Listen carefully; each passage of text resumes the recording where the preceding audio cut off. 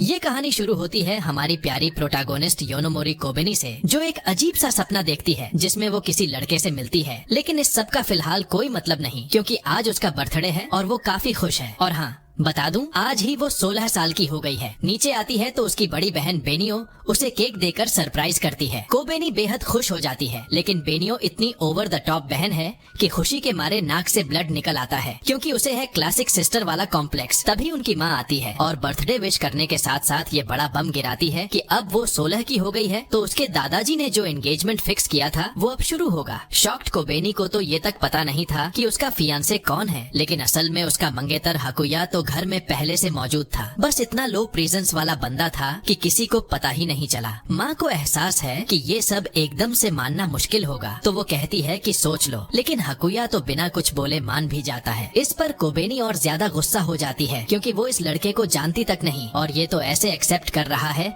जैसे बस खाना ओन ऑर्डर किया हो। तभी हाकुया की छोटी बहन मशीरो एंट्री मारती है, जो पूरी तरह ओवर प्रोटेक्टिव है और हर वक्त कोबेनी की खामियां गिनाती रहती है ताकि वो एक परफेक्ट वाइफ बन सके। बेनियो उसे टोकती है कि अपने भाई को क्यों नहीं टोकती, वो तो पूरा ईमो जैसा है। लेकिन मशीरो तो पहले ही भाई की पर्सनालिटी को गले लगा चुकी है। वहीं कोबेनी इन सब बातों को इग्नोर करके ज्यादा टेंशन इस बात पर ले रही है कि अब उसे घर में 2 लोगों के लिए एक्स्ट्रा खाना बनाना पड़ेगा। फटाफट मार्केट भागती है, जहां हाकुया उसके साथ जाता है ताकि उसकी केयर कर सके। और अच्छा हुआ वो गया, वरना घर से निकलते ही कोबेनी लगभग गिर ही जाती। लेकिन मजेदार बात ये है कि खुद हाकुया भी उतना सेल्फ सफिशिएंट नहीं है, जिससे कोबेनी को वो और भी अजीब लगता है। उधर मशीरो घर की सफाई में खामियां निकालने की कोशिश करती है, लेकिन बेनियो साफ बोल देती है कि सब परफेक्टली क्लीन है, बेकार मेहनत मत कर, और उसे चेतावनी देती है कि अगर उसने उसकी बहन कोबेनी को परेशान किया तो वही सख्ती उस पर भी लागू होगी। ये सुनकर मशीरो लिटरली डर जाती है। आखिर में कोबेनी किचन में जाती है और सोचने लगती है कि आखिर वो अरेंज्ड मैरिज वाली सिचुएशन में कैसे फंस गई। लेकिन मशीरो के गांव में तो ये सब आम बात है और हाकुया तो बचपन से ही ये मानकर बड़ा हुआ था कि उसकी एक फियांसे पहले से तय है। फिर मशीरो खुश हो जाती है जब देखती है कि कोबेनी करी बना रही है, क्योंकि वही उसका फेवरेट डिश है। लेकिन मजा वहीं खत्म हो जाता है जब करी निकलती है अल्ट्रा स्पाइसी। बेचारी मशीरो पसीने पसीने हो जाती है। वैसे मशीरो सिर्फ एक छोटी बच्ची जैसी नहीं है, उसके भी अपने टेस्ट हैं, और क्योंकि वो गाँव से आई है उसे तो टीवी जैसी सिंपल चीजें भी हैरान कर देती है। लेकिन कोबेनी का दिल इतना सॉफ्ट है कि वो किसी को अपने खाने से परेशान नहीं देख सकती, इसलिए मशीरो से सजेशंस मांगती है कि टेस्ट कैसे एडजस्ट करे। अगले दिन होता है हाकुया का पहला दिन स्कूल में। मशीरो उससे भी आगे निकलकर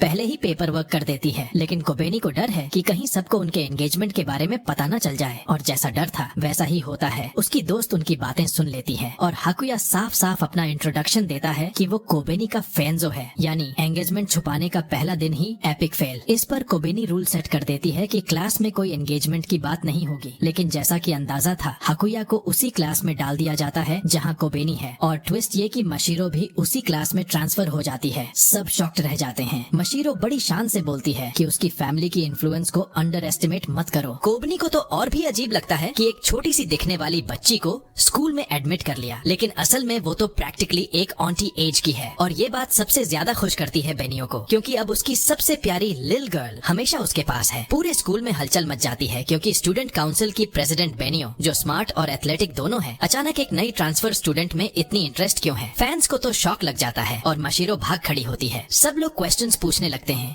कि आखिर ये कौन है और कोबेनी से क्या रिलेशन है। बेनियो स्कूल में इतनी पॉपुलर है कि उससे जुड़े हर इंसान पर ऑटोमेटिकली स्पॉटलाइट आ जाती है। लेकिन ये स्पॉटलाइट कोबेनी के लिए भारी पड़ती है, क्योंकि लोग उसे बार बार उसकी परफेक्ट सिस्टर से कंपेयर करने लगते हैं। हाकुया को ये बात नोटिस होती है और वो उसे क्वाइटली कंसोल करता है। इसी बीच कोबेनी देखती है कि मशीरो उससे चिपकी हुई है, तो वो उसे अपने अंदाज में समझाती है कि बेनियो की गेम्स का इतना रेजिस्ट मत करो, क्योंकि जितना तुम रेजिस्ट करोगे उतना ही मजा उसे आएगा। और ये बात वो खुद के एक्सपीरियंस से बोल रही है, क्योंकि वो भी पहले यही झेल चुकी है। घर पहुंचकर मशीरो को यकीन ही नहीं होता कि बेनियो स्कूल में इतनी पॉपुलर है। तभी बेनियो आती है और मशीरो को अपनी चाइल्डिश ट्रिक से जीतने की कोशिश करती है। वो चाय और मिठाई ऑफर करती है ताकि वो उसे स्टूडेंट काउंसिल रूम में मिलने आए। लेकिन असलियत ये होती है कि बेनियो उसे अकेले में टाइम देना चाहती है। ये समझते ही मशीरो डर के मारे सीधा अपने कमरे में भाग जाती है। फिर डिनर पर मशीरो बात छेड़ती है उस वक्त की जब कोबेनी उनके गाँव आई थी, लेकिन कोबेनी को अपने बचपन की कोई याद नहीं। मशीरो सब डिटेल्स बताने आने ही वाली होती है कि तभी हाकुया बीच में रोक देता है। कहता है कि कुछ बातें पास्ट में ही रहनी चाहिए। अब सीन थोड़ा इमोशनल और थोड़ा फनी हो जाता है। माशिरो समझ ही नहीं पाती कि हाकुया आखिर उस बचपन वाले सीक्रेट को छुपाना क्यों चाहता है, जबकि वही तो मौका था जिससे वो कोबेनी के दिल के और करीब आ सकता था। लेकिन हाकुया का मानना है कि अगर कोबेनी ने उस मेमोरी को भुला दिया है तो शायद वो उसे याद भी नहीं करना चाहती, और इसी वजह से वो उसकी चॉइस का रिस्पेक्ट करता है। दूसरी तरफ कोबेनी के दिमाग से ये बात निकल ही नहीं रही कि बचपन में आखिर ऐसा क्या हुआ था जिससे हाकुया इतना रिएक्ट कर रहा है। तो वो मशीरो से पूछने निकल पड़ती है, लेकिन मशीरो तो अभी अभी एलियंस पर एक टीवी शो देखकर डर के मारे हिल चुकी है। गांव की होने की वजह से उसे यूएफओ माइट्स की कोई आदत नहीं थी और अब उसे लग रहा है कि एलियंस आकर इंसानों को उठा ले जाते हैं। इतनी डरी हुई थी कि कोबेनी उससे कुछ पूछ भी नहीं पाती। अगले दिन भी हालात वही। मशीरो अब भी एलियंस के डर से कांप रही थी और सोच रही थी कि किसी भी वक्त कोई यूएफओ आकर उसे उठा ले जाएगा। इसी डर में वो बर्फ पर दौड़ते दौड़ते गिर भी जाती है। क्लास में पहुंचने के बाद कोबेनी उसका ध्यान रखती है, लेकिन मशीरो के पास ज्यादा देर रहने से बेनियो उसे पकड़ लेती है। और जब बेनियो को पता चलता है कि मशीरो को एलियंस से डर लगता है तो वो और ज्यादा खुश हो जाती है, क्योंकि इससे वो मशीरो को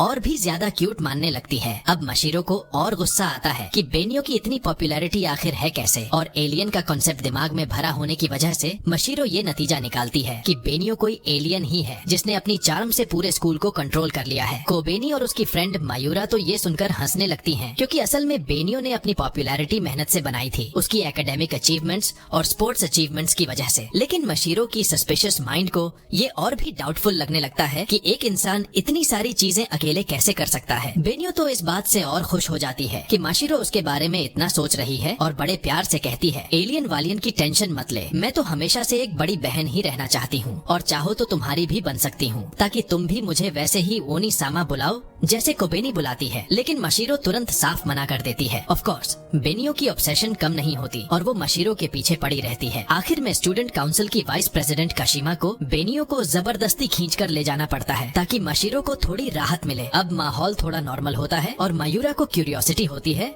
कि आखिर मशीरो और हाकुया कहाँ रहते हैं। मशीरो तो बिना झिझके बोल देती है कि वो लोग तो ऑब्वियसली कोबेनी के घर ही रहते हैं। ये सुनकर कोबेनी तुरंत उसे चुप कराना चाहती है ताकि बात बाहर न निकले, लेकिन मशीरो को लगता है कि ये इंसल्ट है क्योंकि इसमें छुपाने जैसा कुछ है ही नहीं। और फिर बम फूट जाता है। पूरे क्लास को पता चल जाता है कि मशीरो और हाकुया दरअसल कोबेनी के साथ ही रहते हैं, यानी इनडायरेक्टली वो बेनियो के साथ भी रहते हैं। मशीरो को अब समझ आता है कि शहर में किसी छोटी सी खबर की भी कितनी बड़ी वैल्यू होती है, और बेचारी कोबेनी बस यही थैंक गॉड कर सकती है कि अभी तक किसी को उनकी एंगेजमेंट के बारे में नहीं पता चला। अगले दिन सुबह सब लोग साथ बैठकर नाश्ता कर रहे होते हैं। हमेशा की तरह बेनियो पूरी तरह चिपकी रहती है मशीरो से, लेकिन तभी प्रोटा की माँ कैजुअली हाकुया से पूछ लेती है कि उसे खाने में क्या पसंद है। और मजेदार बात ये कि कोबेनी पहले से ही उसके सारे फेवरेट डिशेस जानती है। ये देखकर सबको तो क्यूट कपल वाइब्स आती हैं, लेकिन बेनियो को थोड़ी झुंझलाहट होती है क्योंकि उसे लगता है जैसे वो लोग पहले से ही कोई deeply in love married couple हों। स्कूल पहुँचते ही कोबेनी का मूड डाउन हो जाता है क्योंकि उसकी बारी आती है जिम्नास्टिक क्लास की, और उसकी हालत वैसी नहीं थी क्योंकि उसकी खास अदाएं उसे काफी भारी बना देते थे। मशीरो भी तुरंत समझ जाती है कि उसकी प्रॉब्लम क्या है। इतने एक्स्ट्रा वेट के साथ आराम से जंप करना पॉसिबल ही नहीं। लेकिन ट्विस्ट ये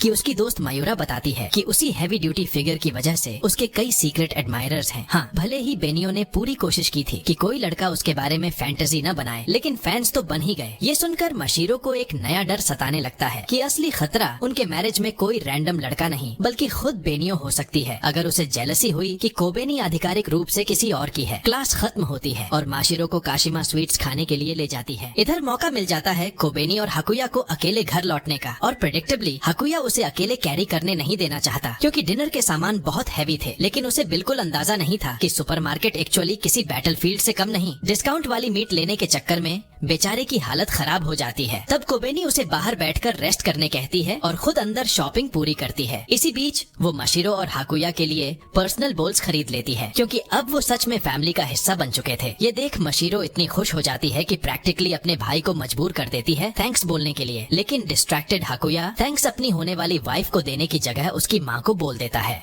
वीकेंड आते ही फिर से बेनियो पूरी बेशर्मी से कोबेनी के बेड में घुस जाती है, लेकिन अब कोबेनी इतनी यूज्ड टू हो चुकी है कि कोई हैरानी वाला रिएक्शन भी नहीं देती। और ये बात बेनियो को और खटकती है क्योंकि उसे तो उसी रिएक्शन की तलब रहती है। दूसरी तरफ हाकुया को अपने गांव से एक चिट्ठी मिलती है। मशीरो उसे देखते ही पैनिक मोड में चली जाती है और जिद करती है कि तुरंत रिप्लाई करना चाहिए। इसलिए हाकुया लेटर फिनिश करके खुद डिलीवर करने निकल पड़ता है। इधर घर पर कोबेनी और बेनियो लॉन्ड्री कर रही होती हैं। तभी बेनियो की नजर पड़ती है मशीरो की अंडरवेयर पर, जो पूरी तरह बच्चों जैसी होती है। बेनियो तो इतनी एक्साइटेड हो जाती है कि उसकी खुशी सीधे मशीरो तक पहुंच जाती है, जो अपने कमरे में बैठी माथा पीट लेती है कि उसने इतनी टॉप सीक्रेट इन्फो लीक कैसे कर दी, जैसे उसकी अंडरवियर साइज। याद रहे, मशीरो हमेशा खुद को एडल्ट दिखाने की कोशिश करती है। कुछ देर बाद कोबेनी बेनियो से मिलने आती है। बेनियो को लगता है कि वो मॉडल्स वाले ब्रास की बात करने आई है जिन्हें वो मशीरो के लिए खरीदना चाहती थी, लेकिन असलियत में कोबेनी का सवाल कुछ और ही था। आखिर बेनियो उसकी एंगेजमेंट के खिलाफ क्यों नहीं है, जबकि वो हमेशा उसके किसी भी बॉयफ्रेंड के खिलाफ रही है। बेनियो जानती थी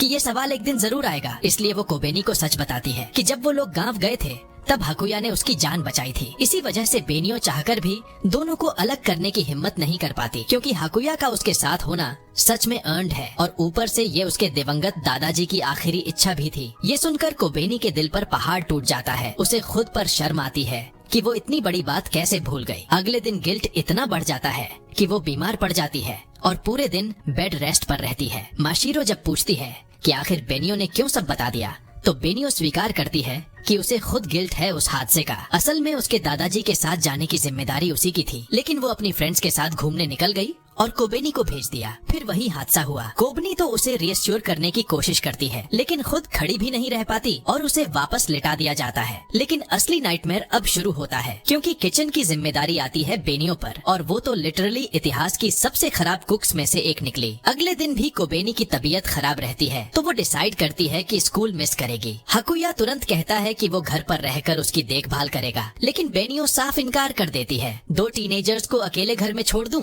नो चांस। और खुद उसके साथ रुकने का डिसाइड कर लेती है। लेकिन आयरनी ये कि आखिर में कोई घर पर नहीं रुकता, क्योंकि कोबेनी बेनियो से नाराज हो जाती है कि वो उसके लिए खुद को सैक्रिफाइस क्यों कर रही है। दिन भर हाकुया अनयूजुअली डिप्रेस्ड नजर आता है, क्योंकि उसका ध्यान सिर्फ कोबेनी की हालत पर होता है। नतीजा ये कि वो सब जल्दी घर लौट आते हैं ताकि उसकी देखभाल कर सकें। जब मशीरो कोबेनी को साफ कर रही होती है, तभी उसकी नजर उसकी पुरानी एक्सीडेंट वाली स्कार पर पड़ती है। कोबेनी को याद आता है कि वो जख्म कैसे हुआ था, लेकिन हैरानी की बात ये कि हाकुया पर कोई निशान नहीं है। उसे थोड़ी राहत मिलती है, लेकिन गिल्ट अब भी दिल में है, क्योंकि वो जानती है कि हाकुया भी उसे बचाते वक्त घायल हुआ था। अब उसे समझ नहीं आता कि अगले दिन उसकी आंखों में आंखें डालकर बात कैसे करे। हाकुया ये नोटिस कर लेता है कि वो उससे नजरें चुरा रही है, और मिसअंडरस्टैंडिंग में ये सोच लेता है कि शायद वो उसे नफरत करती है। हर्ट होकर वो अचानक तेजी से भाग जाता है। कोबेनी और बेनियो दोनों शॉक में रह जाती हैं कि वो इतनी तेज कैसे दौड़ गया। मशीरो भी टेंशन में आ जाती है, क्योंकि असलियत एक्सप्लेन नहीं कर सकती, तो बस ऑकवर्डली कह देती है कि हमारे पहाड़ पर बहुत एक्सरसाइज होती है। लेकिन कोबेनी अब किसी भी कीमत पर मिसअंडरस्टैंडिंग क्लियर करना चाहती है। वो भागकर हाकुया तक जाती है और साफ कहती है कि इसमें उसकी कोई गलती नहीं, उसने तो बस उसे बचाया था और उसी की वजह से वो आज जिंदा है। ये सुनकर सब कुछ क्लियर हो जाता है और टेंशन मिट जाती है। दोनों साथ में वापस स्कूल जाते हैं, जहाँ मशीरो गर्व से बताती है कि उसने पूरे क्लास को इन्फ्लुएंस करके पहली पीरियड को फ्री स्टडी में बदल दिया है, ताकि वो लोग पीछे न रह जाएं। सब कुछ ठीक हो जाता है, लेकिन दूर से ही बेनियो ये समझ जाती है कि उसकी प्यारी बहन और हाकुया के बीच एक नया बॉन्डिंग मोमेंट बन गया है, और ये सोचते ही वो डिस्गस्टेड और जेलस हो जाती है, क्योंकि उसकी प्यारी लिटिल सिस्टर अब उससे एक कदम और दूर हो गई। स्कूल पहुंचते ही कोबेनी सब कुछ मायूरा को बता देती है, और मायूरा को तो ये एकदम गोल्डन अपॉर्चुनिटी लगती है कि दोनों और करीब आ जाएं। लेकिन असल प्रॉब्लम ये थी कि हमारी प्रोटा को समझ ही नहीं आ रहा था कि हाकुया से बात कैसे शुरू करे। तभी मायूरा खुद इनिशिएटिव लेती है और सीधे हाकुया से पूछ डालती है कि उसे क्या पसंद है, और हाकुया बिना किसी हेजिटेशन के कह देता है, मुझे तो कोबेनी पसंद है। पूरा माहौल फ्रीज हो जाता है, सबकी आंखें फटी की फटी रह जाती हैं, और हमारी प्रोटा तो इतनी शर्म से लाल हो जाती है जैसे अभी जमीन में गड़ जाए। लेकिन जैसे ही वो उसकी रिएक्शन देखता है, खुद हाकुया भी थोड़ा शर्मा जाता है। इस मोमेंट को देखकर मशीरो खुद हैरान रह जाती है, क्योंकि वो नोटिस करती है कि कोबेनी अब हाकुया की एक्सप्रेशंस भी समझने लगी है, जबकि उसे खुद भी इतना आसानी से डिकोड नहीं कर पाती। लेकिन खुशी ज्यादा देर टिकती नहीं, क्योंकि रात में एक नई टेंशन आ जाती है। क्लान की तरफ से चिट्ठी आती है कि शहर में उनकी प्रोग्रेस देखने के लिए क्लैन का कोई प्रतिनिधि भेजा जाएगा। अगले दिन बेनियो मशीरो के लिए नई पजामास खरीद लाती है, और भले ही वो दिखाती है कि उसे पसंद नहीं, मगर आखिरकार पहन ही लेती है। इसी ड्रामे में वो ऑलमोस्ट भूल ही जाती है कोबेनी को बताना कि कोई घर आने वाला है, और साथ ही ये भी टेस्ट होगा कि इतने वक्त शहर में रहने के बाद वो नाटो खा पाती है या नहीं। अब दिक्कत ये है कि कोबेनी तो पहले से ही परफेक्ट बहू वाली वाइब्स दे रही है, तो उसे इग्नोर करना इम्पॉसिबल है। तभी हकुया बीच में इंटरप्ट करता है और बताता है कि अगले दिन से उसके एग्जाम्स शुरू हो रहे हैं। कोबेनी टेंशन में आ जाती है, लेकिन उसे कंसोल करने के लिए हकुया उसका सिर सहलाता है। एग्जाम्स खत्म होते ही मशीरो एकदम ठिकाने लग जाती है। आखिर वो अभी मिडिल स्कूल की बच्ची ही है। उसे खुश करने के लिए कोबेनी उसे एक कैफे ले जाती है और मशीरो तो वहाँ स्वीट्स देखकर ऐसे एक्साइटेड हो जाती है जैसे बच्चा पहली बार टॉफी शॉप देख रहा हो। लेकिन हकुया का रिएक्शन अलग ही होता है। वो कहता है कि कोबेनी की बनाई हुई खाने से अच्छा कुछ नहीं। दोनों का ये क्यूट एक्सचेंज देखकर बेनियो का लिटरली बीपी बढ़ जाता है, क्योंकि वो बर्दाश्त नहीं कर पाती कि दोनों उसके सामने और करीब आ रहे हैं। उधर क्लैन की तरफ से भेजी गई निगरानी करने वाली औरत रास्ता ही भटक जाती है और इतने सारे शॉप्स देखकर वो डिस्ट्रैक्ट हो जाती है। 1 किलो सामान खरीद लेती है। तभी उसकी मुलाकात बाजार से लौट रही कोबेनी से होती है, जो बिना जाने उसकी मदद कर देती है। लेकिन सिर्फ एक नजर में कोबेनी को समझ आ जाता है कि ये कोई आम शख्स नहीं, क्योंकि उसने बहुत ही सुंदर किमोनो पहन रखा था। घर पहुंचकर सच्चाई सामने आती है कि वो कोई और नहीं बल्कि हकुया की माँ शिरायुकी है। कोबेनी शॉक में है, क्योंकि शिरायुकी दिखने में इतनी यंग लग रही थी कि यकीन ही नहीं होता कि उनके 2 बच्चे भी हैं। बेनियो तो खुद को कंट्रोल करती है, क्योंकि सामने आंटी थी, लेकिन मन ही मन सोच रही थी कि इतनी छोटी लगने वाली औरत ने 2 बच्चों को कैसे जन्म दिया। कोबेनी को शॉक से बाहर निकालने के लिए बेनियो तुरंत स्नैक्स बनाने लगती है, क्योंकि आखिर गेस्ट के सामने बदतमीजी नहीं की जा सकती। लेकिन शिरायुकी तो अंदर से बहुत खुश थी। उसे यकीन हो गया कि इतनी हेल्थी और केयरिंग लड़की ही उसकी होने वाली बहू है। खासकर इसलिए भी क्योंकि क्लैन में अब ब्लड लाइन को मेंटेन करने में दिक्कतें आ रही थी, और उसे बेहद खुशी हुई ये देखकर कि वही लड़की जो हकुया के लिए इतनी खास है कि उसने अपनी पावर्स तक यूज कर ली, अब उसकी होने वाली पत्नी बनेगी। मशीरो तो एकदम पैनिक हो जाती है जब सुनती है कि उसकी माँ ने वो राज उगल ही दिया जिसे वो अब तक छिपा रही थी। लेकिन चूंकि सब कुछ खुल ही गया था, शिरायुकी सबको बता देती है कि वे लोग असल में इंसान नहीं हैं, बल्कि एक ऐसी प्रजाति हैं जिनके कई नाम पड़े हैं और जिनमें कुत्तों में बदलने की शक्ति होती है। यानी सीधी सी बात, ये लोग फुर्स हैं। कोबनी को अचानक अपने एक्सीडेंट की याद आने लगती है, खासकर वो पल जब उसे कुछ बहुत ही मुलायम सा महसूस हुआ था। लेकिन यादें इतनी इंटेंस हो जाती हैं कि वो फिर से बीमार पड़ जाती है, तो सब उसे बेड पर सुला देते हैं। तभी शिरायुकी कंफर्म करती है कि उसकी शंका सही थी। असल में हकुया ने अपनी पावर्स का आधा हिस्सा कोबेनी को दे दिया था उसे बचाने के लिए। लेकिन गुड न्यूज ये थी कि ऐसे लक्षण सिर्फ आराम करने से ही खत्म हो जाते हैं। अब सारा सच सामने आ चुका था और शिरायुकी को वापस पहाड़ लौटना था, तो वो बेनियो से कहती है कि ये सब सीक्रेट ही रहना चाहिए। वैसे भी अगर कोई सुन भी ले तो शायद ही यकीन करे। कोबेनी भी आधा अधूरा यकीन करती है, तो शिरायुकी जाते जाते उसे अपने पावर्स दिखाकर फाइनल प्रूफ दे देती है। अगली सुबह बेनियो कोबेनी को काम से बचाने के लिए खुद नाश्ता बनाती है। इसी दौरान कोबेनी मशीरो से पूछ लेती है कि क्या वो अपनी मर्जी से फूरो बन सकती है। मशीरो बताती है कि हाँ, बड़े फूरोस ये कर सकते हैं, लेकिन बेनियो की फैंटेसी वाली फ्लफी ईयर्स और पंजे नहीं निकलते। बेनियो थोड़ी डिसअपॉइंटेड तो होती है, लेकिन सीक्रेटली उसे ये भी क्यूट लगता है। कोबेनी भी चाहती थी कि वो हकुया का ट्रांसफॉर्मेशन देखे, लेकिन हकुया साफ मना कर देता है क्योंकि वो पब्लिक में थे। फिर सब स्कूल जाते हैं और एग्जाम रिजल्ट्स मिलते हैं। सबको शॉक हो जाता है क्योंकि हकुया तो क्लास का MVP निकलता है, इतना इंटेलिजेंट कि सब दंग रह जाते हैं। वहीं मशीरो का हाल उल्टा था, वो फेल होते होते बची। मशीरो खुद मान लेती है कि उसने कभी प्रॉपरली स्कूल में पढ़ाई की ही नहीं। उनका असली मकसद तो बस समाज में घुलना मिलना था। कोबेनी को ये सुनकर हैरानी होती है कि इतने कम वक्त में भी मशीरो समहाउ पास हो गई। बाद में कोबेनी मौका देखकर फिर से हकुया से ट्रांसफॉर्मेशन दिखाने को कहती है, लेकिन वो फिर से मना कर देता है। ये बात कोबेनी को बहुत दुखी कर देती है। तभी मायूरा आती है और गेस लगाती है कि शायद इसका रीजन वैलेंटाइंस डे है। कोबेनी को तब याद आता है कि ये डेट तो सच में पास है, और शॉक्ड ये कि वो बिल्कुल भूल चुकी थी। अब कंफ्यूजन ये था कि हकुया को मिठाई पसंद ही नहीं थी तो उसे क्या दे। लेकिन मशीरो कहती है कि कोई एक्सक्यूज नहीं चलेगा, उसे चॉकलेट जरूर देने होंगे, और कौन सा फ्लेवर उसे पसंद आएगा ये पता करना भी कोबेनी की रिस्पॉन्सिबिलिटी है। कोबेनी डिसाइड करती है कि वो खुद जाकर पूछेगी, लेकिन जब हकुया से मिलने पहुंचती है तो वो गहरी नींद में सो रहा था। और तभी कोबेनी नोटिस करती है कि असल में वो एकदम पपी जैसा है, हमेशा उसके पास रहता है और कभी भी कहीं भी सो जाता है। ये देखकर कोबेनी का मन करता है कि उसे हल्के से छूकर प्यार करे, लेकिन जैसे ही वो हाथ बढ़ाती है अचानक शर्मा जाती है और तभी हाकुया उठ जाता है। दूसरी तरफ मशीरो पूरी कोशिश करती है कि बेनियो को थोड़ा डिस्टेंस पर रखे, लेकिन बेनियो तो और भी ड्रामेबाजी करते हुए कहती है कि उसे अब नई बहन चाहिए क्योंकि असली बहन तो हाकुया छीन कर ले गया है। क्लास के बाद सब मिलकर चॉकलेट्स की दुकान पहुँचते हैं, ये सोचने की किस तरह की चॉकलेट्स वैलेंटाइंस के लिए सही रहेंगी, लेकिन असली जैकपॉट तो मशीरो को ही मिलता है। उसे वहाँ डायनासोर के अंडे मिलते हैं जिनके अंदर छोटी सी डायनासोर कलेक्शन होती है और एक्साइटमेंट में वो पूरा स्टॉक खरीद डालती है। लेकिन किस्मत इतनी खराब कि हर बार उसे वही डायनासोर निकलता है जो उसे बिल्कुल पसंद नहीं था, मतलब प्योर डिसअपॉइंटमेंट। इधर कोबेनी के दिमाग में एक और टेंशन चल रही है। उसे लगने लगता है कि शायद वो बेकार है क्योंकि उसकी माँ तो इतनी स्ट्रांग और इंडिपेंडेंट है और उसकी बहन बेनियो इतनी स्मार्ट कि जो चाहे हासिल कर सकती है। लेकिन खुद कोबेनी को लगता है कि उसकी जिंदगी बस शादी तक ही सीमित हो सकती है। बेनियो उसे समझाती है कि इसमें शर्म की कोई बात नहीं क्योंकि बचपन से उसका सपना यही था, लेकिन ये कहते ही वो खुद अंदर ही अंदर टूटने लगती है क्योंकि ये उसके उस ऑब्सेसिव सिस्टर फैंटेसी के बिल्कुल खिलाफ है। अगले दिन कोबेनी चॉकलेट्स लेकर आई थी हाकुया के लिए, लेकिन मौका ही नहीं मिल रहा था देने का। और जब आखिरकार दोनों अकेले होते हैं तो कोबेनी इतनी नर्वस हो जाती है कि आखिरी पल में पीछे हट जाती है और कहती है कि वो कुछ देना ही नहीं चाहती थी। ऊपर से हाकुया को बाद में ये सुनने को मिलता है कि जिन लड़कों को उनकी पसंद की लड़की से चॉकलेट्स नहीं मिलती, इसका मतलब होता है कि वो उनसे नफरत करती है या फीलिंग्स ही नहीं रखती। ये सुनकर हाकुया पूरा डे उदास और डिप्रेस्ड हो जाता है क्योंकि वो पूरे दिन बस कोबेनी से चॉकलेट्स का इंतजार कर रहा था। घर लौटते ही हाकुया गुस्से से भरा हुआ आता है और मशीरो हैरान रह जाती है कि आखिर हुआ क्या। तभी एंट्री होती है मायूरा की, जिसके पास अपनी स्वीट शॉप से बचे हुए ढेरों डायनासोर एग्स थे। वो सब मशीरो को दे देती है, लेकिन मशीरो की किस्मत वही खराब, फिर से वही बोरिंग डायनासोर। इसी बीच मायूरा कैजुअली कोबेनी से पूछ लेती है कि उसने हाकुया को चॉकलेट्स दिए या नहीं, क्योंकि वो तो पूरी रात मेहनत करके घर पर चॉकलेट्स बना रही थी। ये सुनकर हाकुया की आंखों में फिर से चमक लौट आती है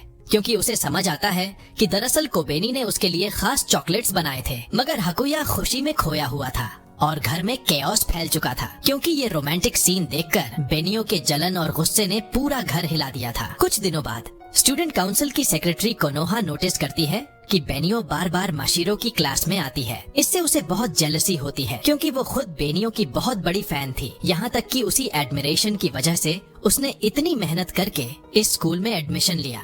लेकिन उसे बड़ा शौक तब लगता है जब वो देखती है कि बेनियो की एक प्यारी सी बहन भी है जिससे वो जेन्युइनली बहुत प्यार करती है। कोनोहा ये तो मान सकती है कि कोबेनी उसकी असली बहन है, लेकिन मशीरो वो तो कहीं से आ धमकी और अब बेनियो की पूरी अटेंशन उसी ने छीन ली, जो कोनोहा को बिल्कुल बर्दाश्त नहीं था। मशीरो को देखते ही कोनोहा इतनी बुरी नजर डालती है कि बेचारी डर के मारे सोच लेती है कि शायद कोई भूत प्रेत है। तभी कोनोहा की दोस्त निको ऑफर करती है कि अगर मशीरो उसे इतना सस्पिशियस लग रही है तो क्यों ना वो खुद उसकी जासूसी करे। पहले तो कोनोहा को लगता है कि ये सब ओवर हो जाएगा, लेकिन जैसे ही उसे सुनाई देता है कि मशीरो बार बार उसे मॉन्स्टर बोल रही है, वो तुरंत प्लान बना लेती है कि कोई ऐसा सबूत हाथ लगे जिससे वो उसे ब्लैकमेल कर सके। अब एंट्री होती है निको की, जो इन्वेस्टिगेशन मोड में फुल ऑन उतर आती है। पहले स्टेप में वो प्रोटा पर नजर रखती है। चूंकि कोबेनी कभी फोटोज खिंचवाना या पब्लिक अपीयरेंस पसंद नहीं करती, निको उसे सिर्फ लंबा चौड़ा सर्वे थमा देती है, लेकिन पीछे पीछे वो मशीरो और प्रोटा दोनों की चोरी छिपे तस्वीरें खींचने लगती है। तभी हाकुया आ जाता है और साफ कहता है कि उसे ये स्पाइंग बंद करनी होगी। ऊपर से निको का कैमरा भी जब्त कर लेता है। लेकिन असली कॉमेडी तो तब होती है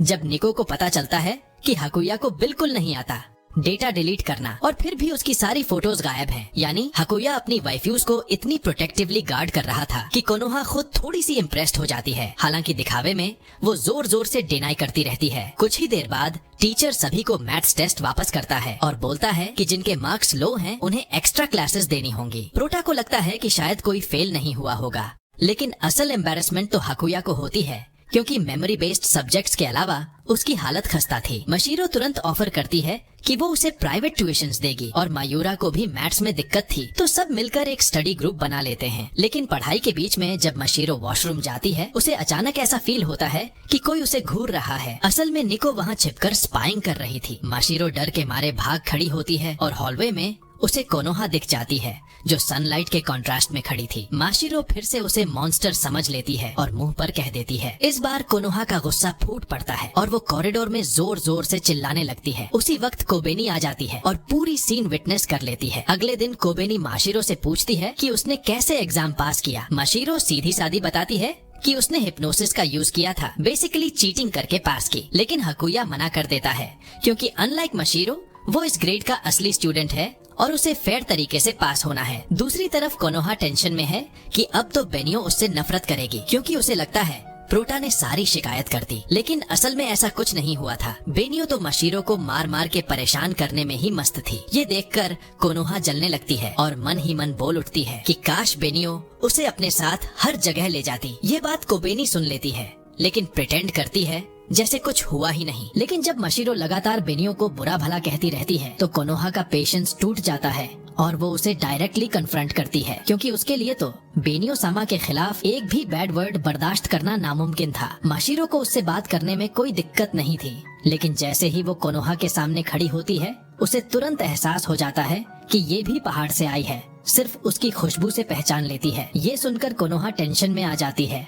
क्योंकि उसे लगता है कि मशीरो उसे गांव की लड़की कह रही है। वो बस इतना कहती है कि कम से कम बेनियो से रिस्पेक्ट के साथ बात करे। लेकिन मशीरो भला ये क्यों मानती जब उसे तो लगता है कि सारी विक्टिम वही है। इस टकराव से पता चलता है कि कोनोहा भी उसी स्पीसीज की है जिस तरह हाकुया और मशीरो हैं और अब वो दोनों पर शक करने लगती है कि कहीं इनके अंदर भी कुछ छुपा तो नहीं। कोबेनी समझ जाती है कि कोनोहा की असली पहचान सीक्रेट रखनी ही बेहतर है क्योंकि उसका सीधा कनेक्शन बेनियो से है। अगले दिन कोनोहा के दिमाग से ये सवाल ही नहीं निकल रहा था कि आखिर हाकुया और मशीरो कैसे बेनियो के घर पहुंच गए। उसकी बेचैनी देखकर निको उसे बेनियो की ढेर सारी फोटोज दे देती है। लेकिन उसी वक्त बेनियो खुद एक एग्जिस्टेंशियल क्राइसिस से गुजर रही थी क्योंकि उसे लग रहा था कि उसकी प्यारी बहन उससे कोई बहुत बड़ा सीक्रेट छुपा रही है। इस सोच में वो इतनी ओवर हो जाती है कि हद से ज्यादा वाइल्ड कल्पनाएं करने लगती है। वीकेंड पर प्रोटा और बाकी सब मॉल घूमने जाते हैं और वहाँ ताकोयाकी खाते हैं। लेकिन कोबेनी कैलोरीज देखकर घबरा जाती है और आधा हाकुया को खिला देती है। बाकी सबको ये जेस्चर बहुत रोमांटिक और क्यूट लगता है, जबकि असल में उसका इरादा बस वेट कंट्रोल करना था। उसके बाद वो लोग कपड़े खरीदने जाते हैं, लेकिन प्रोटा को गुस्सा आ जाता है जब कई जीन्स उसकी चौड़ी हिप्स की वजह से फिट नहीं होती। ये देखकर निको को लगता है कि उसने कोई बड़ा मसाला पकड़ लिया है, लेकिन हाकुया उसे टोक देता है और साफ कह देता है कि प्रोटा की हिप्स में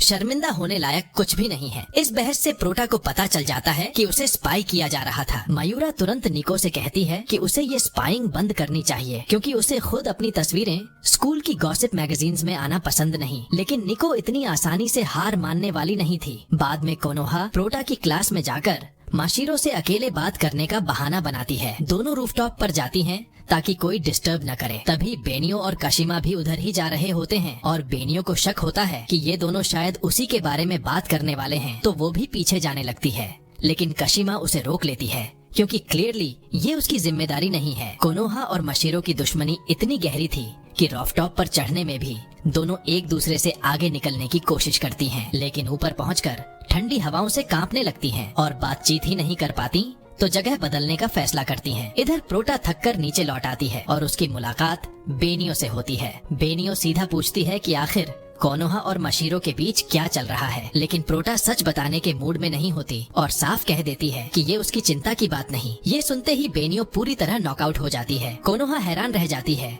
जब उसे पता चलता है कि वो और मशीरो असल में एक ही स्पीसीज से हैं। तभी वो मशीरो पर इल्जाम लगाती है कि वो तो सिर्फ कुछ चालाक ट्रिक्स इस्तेमाल करके बेनियो के घर घुस आई है और इस तरह उसका दिल जीतने की कोशिश कर रही है। ये सुनकर मशीरो इतना आहत होती है कि रोने लगती है और मजबूरी में हाकुया को उसे कंसोल करना पड़ता है क्योंकि सच तो ये था कि उन्होंने बेनियो के घर में आने के लिए कोई बेईमानी नहीं की थी और बेनियो के पीछे उनका कोई इरादा भी नहीं था। लेकिन कोनोहा को अपनी माँ की बातें याद आती हैं कि उनकी स्पीसीज में मलेज बहुत रेयर होते हैं और ऐसे में मौका मिलते ही उसे अपना बना लेना चाहिए। इसी सोच में वो सीधा हाकुया को प्रपोज कर देती है कि चलो शादी कर लें और उसी वक्त वहाँ कोबेनी आ जाती है और ये पूरी आखिरी लाइन सुन लेती है। शॉक्ड होकर वो भागने की कोशिश करती है लेकिन घबराहट में ठोकर खा गिर जाती है और फिर तेजी से वहाँ से निकल जाती है। हाकुया उसे रोकने के लिए पीछे भागता है लेकिन कोनोहा भी उसे जाने नहीं देना चाहती क्योंकि वो उसे पति बनाना चाहती है।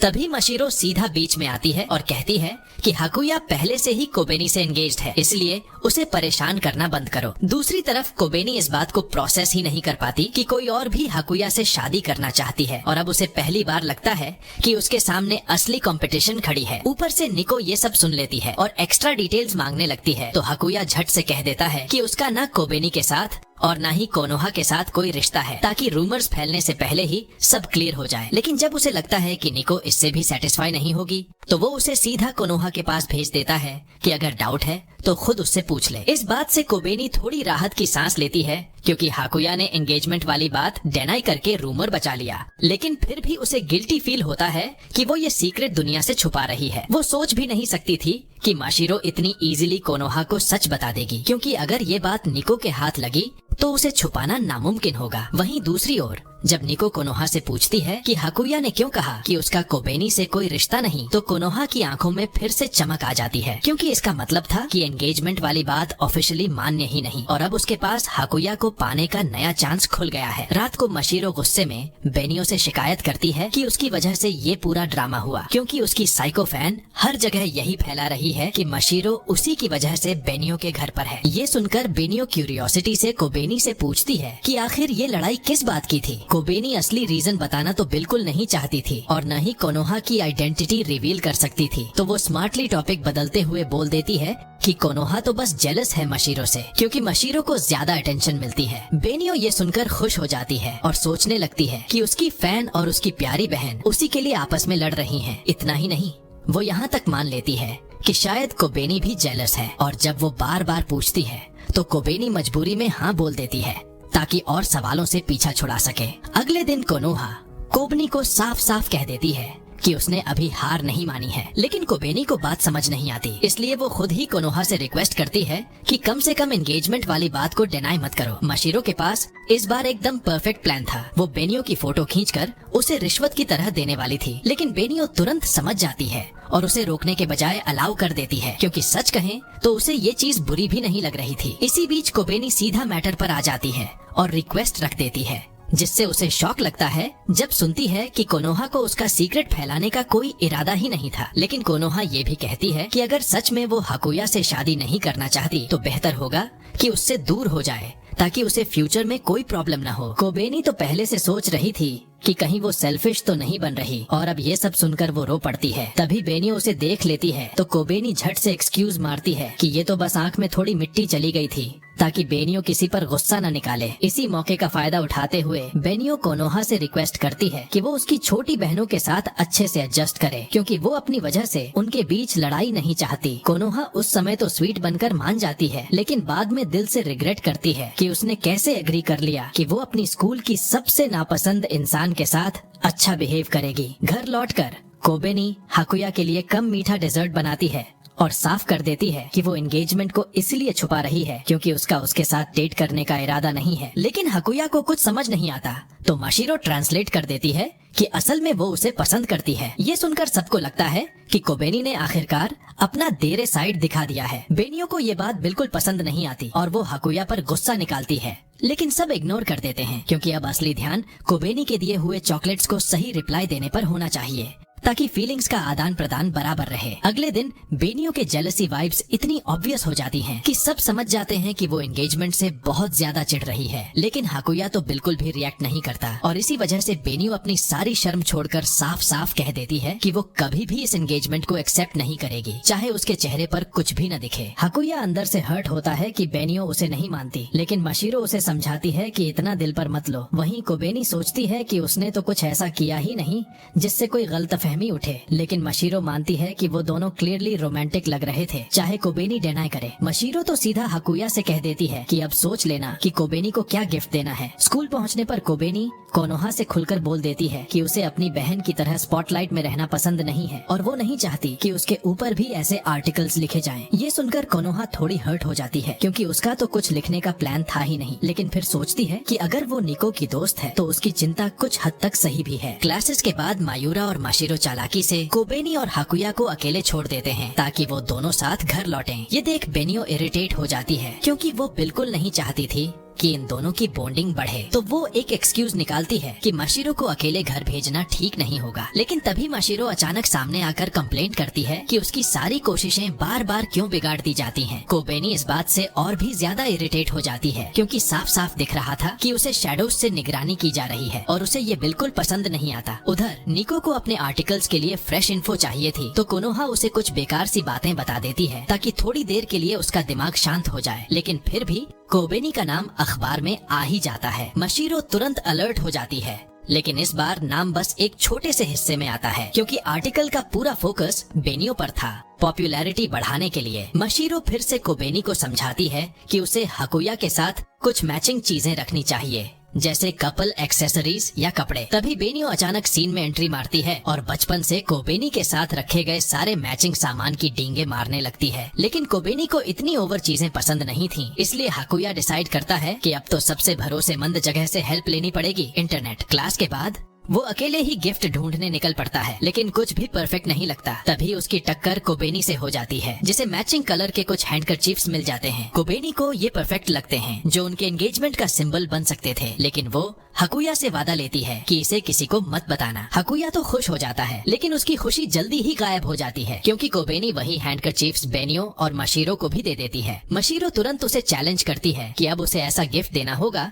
जो कोबेनी को सच में इम्प्रेस कर दे, और अगले ही दिन वो हकुया पर और भी प्रेशर डालती रहती है। रिजल्ट ये होता है कि हकुया पूरी तरह तनाव में नजर आने लगता है और जो भी उसे एडवाइस देते हैं वो इतने वेग होते हैं कि उसका कोई फायदा ही नहीं निकलता। घर लौटते वक्त मशीरो फिर से मौका बनाकर कोबेनी और हकुया को अकेला छोड़ देती है, लेकिन दोनों के पास बात करने के लिए कुछ था ही नहीं। मजबूरी में कोबेनी रैंडम सवाल पूछ लेती है। हकुया का वो लटकता हुआ फ्रिंज जो उसकी एक आंख को ढक लेता है, हकुया को तो अब उसकी आदत पड़ चुकी थी। दूसरी ओर मशीरो सुपरमार्केट से डायनासोर के अंडे लेने गई थी, लेकिन घर लौटने का मन नहीं हुआ तो उसने अपनी सुपर ह्यूमन स्पीड यूज कर ली। बैड लक ये रही कि निको ने उसे अचानक गायब होते हुए देख लिया। अच्छी बात यह थी कि वह उसे पहचान नहीं पाई, लेकिन फिर भी हकुया ने मशीरो को डांट दिया क्योंकि अगर सच सामने आ गया तो उन्हें वापस घर लौटने पर मजबूर कर दिया जाएगा। लेकिन असली दिक्कत ये थी कि जिसने उसे देखा वो कोई रैंडम इंसान नहीं बल्कि निको थी, और अब वो अपनी सारी पुरानी खोजबीन छोड़कर सिर्फ इस अज्ञात जीव की आइडेंटिटी निकालने में लग गई। कोनोहा तुरंत समझ जाती है कि शायद मशीरो देखी जा चुकी है और वो निको को रोकने की कोशिश भी करती है, लेकिन निको तो इस बार पूरी तरह डिटर्मिन्ड थी कि सच का पता लगाकर ही रहेगी। तभी हकुया हॉलवे में पहुंचता है और उसकी मुलाकात निको से होती है। निको कैजुअली कह देती है कि खबर को छोड़ देगी, लेकिन हकुया इस बात को गलत समझ लेता है। उसे लगता है कि निको के हिसाब से कोबेनी इतनी बड़ी न्यूज नहीं है जिस पर इन्वेस्टिगेशन जारी रखी जाए। इसीलिए हकुया तुरंत कोबेनी को रिएश्योर करता है कि उसके लिए वो ही सबसे बड़ी और सबसे इम्पोर्टेंट खबर है। ये सुनकर कोनोहा भी शॉक हो जाती है क्योंकि उसे लगता है कि दोनों इतने क्लोज हैं कि स्कूल में भी इस तरह की बातें कर लेते हैं। तभी वो साफ साफ कह देती है कि उसे हकुया कभी पसंद ही नहीं था और इसलिए अब वो उनकी जिंदगी से निकलकर किसी तरह की डिस्टर्बेंस नहीं बनेगी। हकुया ठंडे अंदाज में उसका शुक्रिया करता है कि अब वो परेशानी नहीं रहेगी, लेकिन माहौल ज्यादा हैवी न हो जाए, इसलिए मशीरो बीच में कूद जाती है और सबका ध्यान एक नए टॉपिक पर खींचती है। उसने कोबेनी के लिए एक परफेक्ट गिफ्ट आइडिया निकाला है। उसका आइडिया सिंपल लेकिन रोमांटिक था, एक डेट। हकुया और कोबेनी दोनों रेडी हो जाते हैं, लेकिन कोबेनी जिद करती है कि मशीरो भी उनके साथ चले क्योंकि उसे लगता है कि मशीरो को सिटी घूमना अच्छा लगेगा। प्लान ऑलमोस्ट परफेक्ट लगता है, पर तभी बेनियो आ धमकती है और पूरी तरह अपोज कर देती है क्योंकि उसके लिए डेट जैसी चीज बिल्कुल भी बर्दाश्त नहीं। शुक्र है काशिमा समय पर पहुंचती है और बेनियो को खींच कर ले जाती है। इससे कोबेनी फाइनली आराम से हकुया और मशीरो के साथ एंजॉय कर पाती है, लेकिन वापस लौटने पर उसकी नजर हकुया की आंख पर पड़ती है जहां एक बड़ी सी स्कार थी। तभी उसे याद आता है कि ये वही चोट है जो हकुया को उसे बचाते समय लगी थी। हकुया जल्दी से क्लैरिफाई करता है कि ये उसकी गलती थी, कोबेनी की नहीं। वो बस उतना स्किल्ड नहीं था। मशीरो भी यही समझाती है कि हकुया को इस पर ज्यादा परेशान नहीं होना चाहिए, लेकिन कोबेनी का दिल मानता ही नहीं।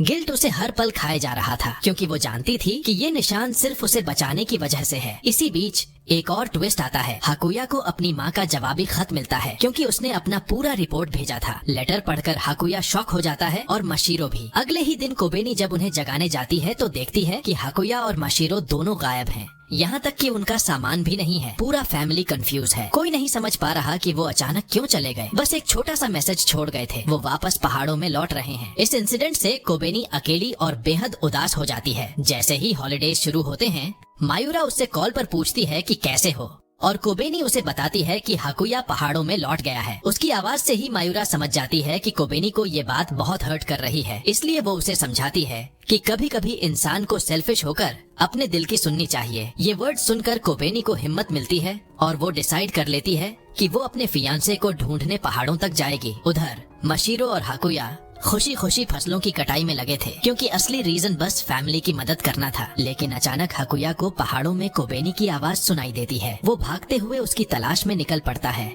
और पाता है कि कोबेनी बर्फबारी से बचने के लिए एक छोटी सी गुफा जैसे जगह में छिपी हुई है। कोबेनी उसे देखकर गुस्सा हो जाती है कि वो उसके मैसेजेस का जवाब क्यों नहीं दे रहा था। हाकुया कामली समझाता है कि यहाँ माउंटेन्स में मोबाइल सिग्नल होता ही नहीं। लेकिन उसी समय एक और प्रॉब्लम खड़ी हो जाती है। कोबेनी को तेज बुखार हो जाता है और ऊपर से स्नो स्टॉर्म भी और ज्यादा भयंकर हो जाता है, जिससे हालात और भी क्रिटिकल बन जाते हैं। हाकुया समझ जाता है कि अगर कोबेनी को वहीं छोड़ा तो वो ठंड से जम जाएगी, इसलिए वो तुरंत गांव की तरफ मदद ढूंढने दौड़ पड़ता है, जबकि माशिरो पीछे रहकर उसकी देखभाल करती है। लेकिन बदकिस्मती से आग धीरे धीरे बुझने लगती है और माशिरो के पास कोई ऑप्शन नहीं बचता। उसे बाहर जाकर सूखी लकड़ियां ढूंढनी पड़ती हैं। इसी बीच अकेली रह गई कोबेनी को हेलुसिनेशंस होने लगते हैं। वो अपनी बचपन की तन्हाई याद करने लगती है, जहाँ उसे हमेशा महसूस होता था कि वो अलग है, अपनी माँ या बेनियो जितनी प्रतिभाशाली नहीं। और अब भी हाकुया और माशिरो उसे छोड़कर चले गए हैं। इस डर और अकेलेपन में वो गुफा से निकल पड़ती है। माशिरो जब वापस लौटती है तो घबरा जाती है, क्योंकि कोबेनी वहाँ नहीं थी। तभी हाकुया गांव वालों के साथ पहुँच जाता है और सब लोग मिलकर बर्फीली पहाड़ियों में कोबेनी की तलाश शुरू करते हैं। कोबेनी बर्फीले तूफान में बेहोश पड़ी होती है और होश आने पर पाती है कि वो एक खतरनाक बर्फीले ढलान के किनारे है। तभी हाकुया सही वक्त पर पहुंच जाता है और उसे बचा लेता है। उसे गर्म चाय पिलाकर वो दोनों गांव वालों के पास लौटते हैं। रास्ते में कोबेनी पूछती है कि हाकुया ने उसकी आंख की चोट छुपाई क्यों। हाकुया कहता है कि वो उसे परेशान नहीं करना चाहता था, लेकिन कोबेनी साफ कह देती है कि फियांसे होने के नाते उनके बीच कोई सीक्रेट्स नहीं होने चाहिए। हाकुया मान जाता है और वादा करता है कि अब कभी कुछ नहीं छुपाएगा। थोड़ी देर बाद वो सब लोगों से मिल जाते हैं, लेकिन शौक की बात ये थी कि बेनियो और बाकी सब भी रेस्क्यू के लिए आ पहुँचे थे। सब साथ में लौट आते हैं, लेकिन बेनियो नोट कर लेती है कि हाकुया अनयूजुअली खुश और हल्का लग रहा है, जिससे उसे शक होने लगता है कि शायद कुछ और हुआ है, चाहे कोबेनी कितना भी डिनाई कर दे। छुट्टियां खत्म होते ही नया साल शुरू होता है और माशिरो की वजह से सब फिर से साथ होते हैं। कोबेनी खुश थी, भले ही उसे नहीं पता था कि उसकी और हाकुया की कहानी कहां तक जाएगी और क्या वो हमेशा साथ रहेंगे। लेकिन उसने तय कर लिया था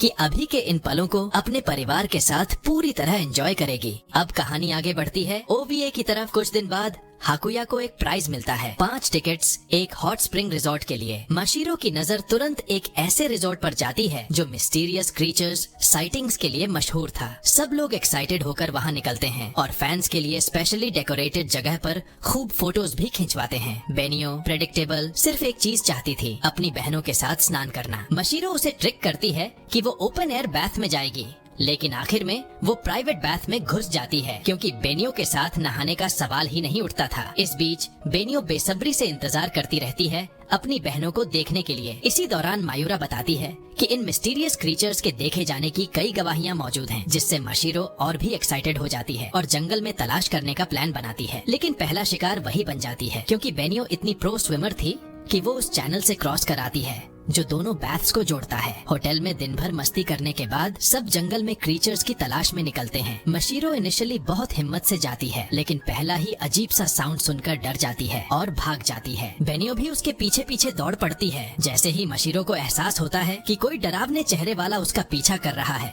वो और तेज भागने लगती है और इसी चक्कर में वो और बेनियो दोनों कोबेनी और हाकुया से काफी दूर निकल जाते हैं। तभी हाकुया कोबेनी से वादा करता है कि चाहे रास्ते में कितनी भी मुश्किलें क्यों न आए, वो हमेशा उसकी हिफाजत करेगा। दूसरी तरफ बेनियो माशिरो को वादा करती है कि चाहे वो दोनों जंगल में हमेशा के लिए खो भी जाएं, फिर भी वो उसकी पूरी जिम्मेदारी लेगी। ऑब्वियस सी बात है, ये सुनकर माशिरो का चेहरा वैसे ही उतर जाता है, क्योंकि यही तो वो बिल्कुल नहीं चाहती थी। जैसे तैसे दोनों वापस लौटने लगते हैं और अचानक कुछ परछाइयां देखकर माशिरो का तो दिल ही बैठ जाता है। लेकिन असल में वो सिर्फ हाकुया और कोबेनी ही थे। आगे बढ़ते बढ़ते वो लोग झील पर पहुंचते हैं, जहां मयूरा उन्हें एक अजीब सा NEI दिखाती है, बिल्कुल वैसा ही जैसा लोकल न्यूज में दिखाया जा रहा था। रात का अंधेरा होने की वजह से साफ नहीं दिखता, लेकिन माशिरो पूरे यकीन के साथ मानती है कि ये क्रीचर असली है। मगर असली शौक ये नहीं था, असल हाईलाइट तो ये था कि बेनियो और माशिरो खुद पेड़ों से कूदते फांदते लोकल्स को दिखाई दिए थे। अब सीधा बढ़ते हैं OVA 2 की तरफ। स्कूल में माशिरो ये सोचकर कंफ्यूज हो जाती है कि आखिर बेनियो और काशिमा दोस्त कैसे हो सकती है। एक तरफ बेनियो जो पूरी तरह से अपनी बहनों पर फिदा है और दूसरी तरफ काशिमा जो एकदम डिसेंट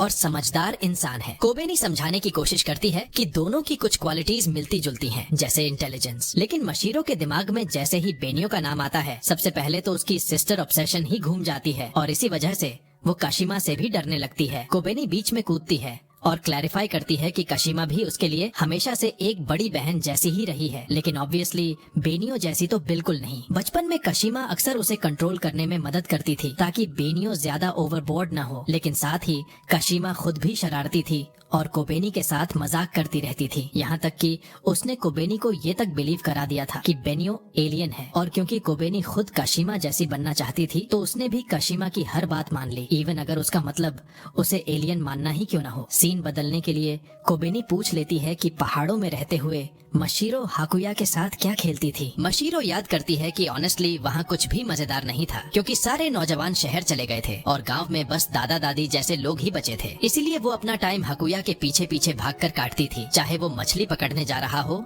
या फिर उसकी माँ की मिठाइयाँ चोरी करके मशीरो को पिटवाने के बाद भी उसे कौंसल करता हो। कोबेनी को ये सब सुनकर अच्छा लगता है कि बचपन से ही वो दोनों भाई बहनों जैसे रहे हैं, लेकिन तभी बेनियो को याद आता है कि टॉपिक तो बिग ब्रदर्स का था और वो मौका छोड़ती नहीं। मशीरो को हक करके दिखाने लगती है कि वो उससे कितना प्यार करती है। कोबेनी समझाती है कि वो सब बस बीते पलों को याद कर रहे थे, लेकिन काशिमा के दिमाग में इंस्टेंटली वो दिन फ्लैश हो जाते हैं जब कोबेनी ने खुद को परवर्ट कहने की कोशिश की थी, उसका सबसे एम्बैरेसिंग और हम्बल मोमेंट। और इसी के साथ ये कहानी यहीं खत्म होती है दोस्तों। अगर आपको ये कहानी मजेदार लगी हो तो चैनल को सब्सक्राइब करके बेल आइकन दबाना बिल्कुल मत भूलना, ताकि आने वाली दमदार वीडियोस आपसे मिस न हो। हमेशा की तरह अंत में मैं आपको 2 और एनिमेज रेकमेंड करूंगा जो वाइब में इससे काफी मिलते जुलते हैं, तो इन्हें जरूर चेकआउट करना।